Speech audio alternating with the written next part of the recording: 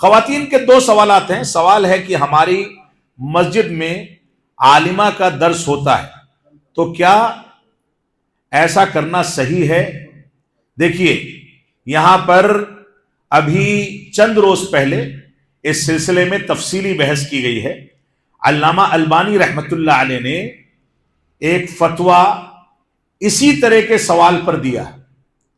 اللہ کے نبی صلی اللہ علیہ وسلم صحابہ کرام کے پاس درس دیا کرتے تھے تو خواتین نے آ کر کے شکایت کی. غالباً مسند احمد کی روایت ہے، صحیح روایت ہے. خواتین نے آ کر کے کہا کہ مرد حضرات تو آپ کے درس سے فائدہ اٹھا لیتے ہیں، ہم محروم رہ جاتے ہیں، لہذا ہمارے درس کا اہتمام کیجئے. تو اللہ کے نبی صلی اللہ علیہ وسلم نے کیا فرمایا؟ فرمایا ٹھیک ہے، فلاں دن، فلاں وقت، فلاں کے گھر میں تم لوگ جمع ہو جانا، میں وہاں آ کر کے درس دیا کروں. علامہ البانی رحمت اللہ علیہ فرماتے ہیں کہ اللہ کے نبی صلی اللہ علیہ وسلم کا کسی کے گھر کی تعیین کرنا اور خود جا کر کے درس دینا، یہ اس بات کی دلیل ہے کہ مستقل طور سے خواتین کے اجتماعات اصلاً نہیں ہونے چاہیے، مردوں کے تابع ہونے چاہیے.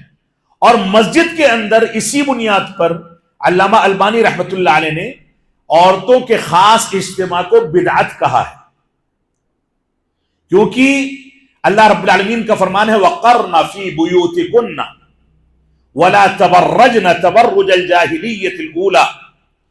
تم اپنے گھروں کو لازم پکڑو کیونکہ گھر تمہارے لیے محفوظ مقامات ہیں. یہاں تک علامہ البانی لکھتے ہیں کہ حرمین یعنی مکہ مدینہ میں کوئی خاتون حرم کے قریب اگر رہتی ہے تو بھی اس کے لیے افضل یہی ہے کہ اپنے گھر میں نماز ادا کرے، حرم نہ جائے. اگرچہ وہ جانا چاہتی ہے تو کوئی روک نہیں سکتا. لہذا عورتوں کے اجتماعات مسجد میں کرنا درست نہیں ہے. کبھی کوئی مجبوری ہے، کوئی عالمہ فاضلہ ہیں اور اضطراری کیفیت ہو گئی کہ بیٹھنے کی جگہ نہیں ہے، مسجد میں انتظام کر دیا گیا سارے شرعی حدود کے ساتھ، تو ایسی صورت میں کوئی حرج نہیں. لیکن ان اجتماعات کے بارے میں ایک غلط رواج پروان چڑھتا چلا جا رہا ہے. وہ یہ کہ گھروں کے باہر عورتیں اجتماعات کر رہی ہیں جس کی گنجائش نہیں ہے. عالمہ جو ہے اس کے گھر میں اجتماع ہوگا یا خواتین میں سے کسی کے گھر میں اجتماع ہوگا. جو سننے والی خواتین ہوں گی وہ وہاں جائیں گی، ان کا محرم چھوڑے گا اور محرم لے کر کے اپنے گھر آئے گا تاکہ ان کو تحفظ فراہم کیا جا سکے.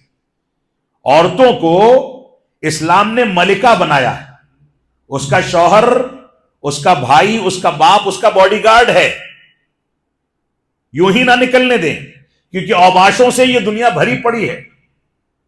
آج کل بچیوں کو یا بوڑھیوں کے درمیان کوئی فرق نہیں کیا جاتا. یہ اوباش ہیں، ہوا پرست ہیں جو کچھ بھی کرتے ہیں. تو عورتوں کے بارے میں ایک خرابی یہ آ رہی ہے کہ اجتماعات کا رواج بڑھتا چلا جا رہا ہے. اجتماعات اصلاً مردوں کے تابع ہونے چاہیے. کبھی ہو سکتے ہیں کسی عالمہ کے ساتھ تو کسی کے گھر میں کیے جائیں. دوسری بات یہ ہے کہ اجتماعات کا رواج مسجدوں میں یا گھروں سے نکل کر کے کسی ہال کو بک کر کے یہ بھی بڑھتا جا رہا ہے. اس بات کی گنجائش بھی موجود نہیں ہے.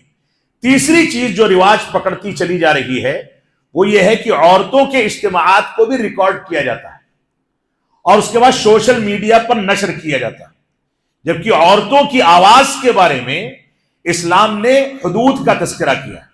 اللہ رب العالمین کا فرمان ہے فَلَا تَخْضَعْنَ بِالْقَوْلِ فَيَطْمَعَ الَّذِي فِي قَلْبِهِ مَرَضٌ. تم اپنی آواز میں نرمی پیدا مت کرو جب اجنبی سے گفتگو کرو. اگر ایسا کرو گی تو بیمار دل کا شخص للچا جائے گا، فتنے کا شکار ہو جائے گا.